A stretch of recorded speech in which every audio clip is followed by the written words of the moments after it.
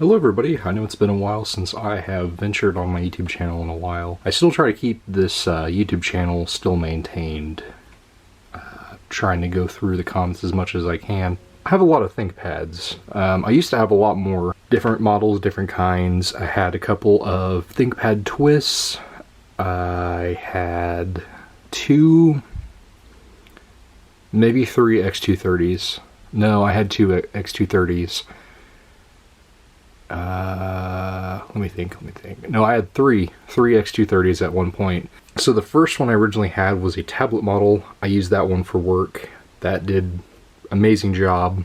It actually had the pen still attached to it, had the outdoor display on it, so it was nice and bright, had the backlit keyboard, upgraded to 8 gigs of RAM, 240 gig SSD. Man, that thing was snappy. And then during the pandemic, I had bought an X220 tablet edition. That had, unfortunately, a lot of issues. The battery started to go on it, so I eventually sold that machine for the X230, so basically I got an X230 for free. After that, I had gotten a couple of X230s that I had gotten recycled, and I actually, the one was an i7, the other one was an i5. I basically had to sell the i7 because the motherboard was starting to go, unfortunately. But it was a really nice machine. And then I took the i5, upgraded the panel to an IPS display, and then my mother uses that as of right now. So then it leads me into these. So today's topic is this T60p. I had originally bought this before the pandemic had really been on the horizon for about $60. It was a parts unit. I didn't think much of it. I was thinking, oh, this is going to be terrible. Everything's going to be cracked. There's going to be scratches everywhere. But if you look at the surface where the screen and the keyboard is, it's in really nice and great shape. Starting it off, let me get a little bit more light on here. So here we have the infrared sensor. This is where the latch is supposed to be. Unfortunately, this had cracked. The Wi-Fi switch, the little bezel piece that normally is on them, apparently got broken. And then this is the lid switch. Now turning it over to the other side, we have our SSD, 1.5 gigabits. And there's no upgrades. When you go to the T61s, you can actually, they come stock at 1.5 gigabits per second. Here, let me refocus this camera. Alright, now we're refocused. So the T61s, you can actually put something called a Middleton's BIOS on there and get set at 2 speeds, but before that you only get a 1.5 gigabit. Next we have our DVD drive and 2 USB ports on the side, also our lock slot if you want to lock this bad boy down, since this is a business machine. We have some, I believe these are express card slots. I don't think that, no, PCI MCA slots. There's 2 of them right here. I'm gonna go switch this camera to manual. Alright, switch this thing back over to manual focus because it does not want to focus. These are PCI MCA slots. You can put extra Wi-Fi cards in them back in the day, but this actually does have integrated Wi-Fi on it, and I believe Bluetooth. Right here we have a USB port, headphone, a microphone port, gigabit Ethernet, a telephone / modem. There is VGA. There's also the vent on the back, on the left side. You can see a little bit of unfortunate cracking right there, just from use. It's definitely pretty dirty on the top right here, but it's not bad. I need to still clean it. I haven't really done much cleaning on the top lid, but I did a bunch of cleaning on the actual keyboard and screen. Here's another vent, and then here is the power in, and then there's the battery. Alright, now with the machine fully opened, as you can see, it's in really, really nice shape. Still has the ATI badge sticker, still has the stickers that came with it.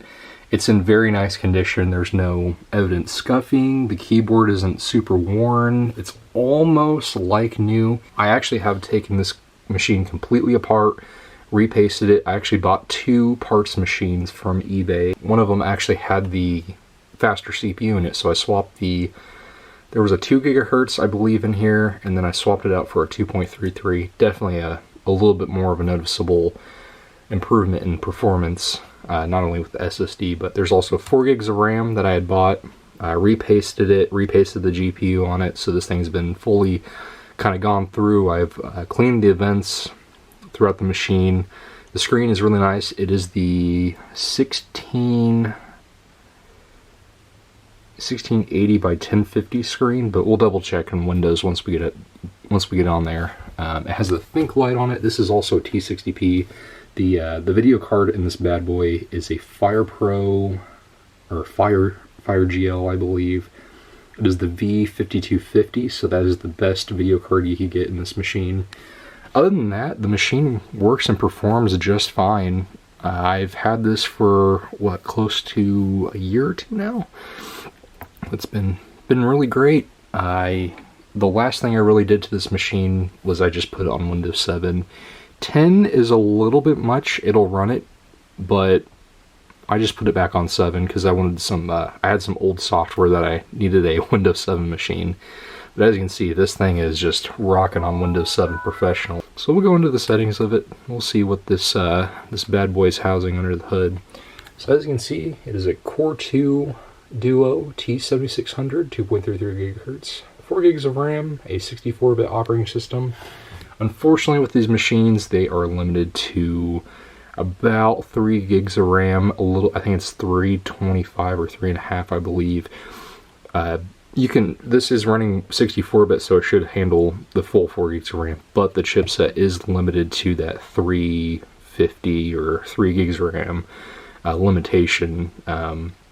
When you go from the T60p, or the T60 generation, to the T61s, that limitation got removed. I loaded, this is a 15.4-inch widescreen T61, and below it is its actually 14-inch cousin, or 14-inch brother. So I loaded the Middleton's BIOS on here. I haven't done it to this one. This one was actually being used as an old Retro XP rig for a good while. I haven't really done much with this. I loaded 10 on it, put the Middleton's BIOS on it, and I haven't really done much, but there will be a feature video on this where I do the full, almost the full upgrade. I'm going to still keep it in budget because I don't have $100 to spend on a Core 2 Extreme X9000. They're about $100 from China.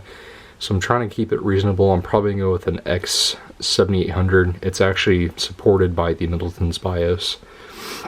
But going back to the T60p, this is what it looks like. We'll go to the screen resolution and see what this bad boy got. So it is that 1680 by 1050 screen. This is very, very nice. And we'll check it out. I know it's missing a couple of drivers, but it looks like there is actually a TPM 1.2 module. Unfortunately, I think this is still stuck on legacy. This was way before UEFI became kind of a norm. So there's our ATI Mobility Fire GL 5250 graphics card.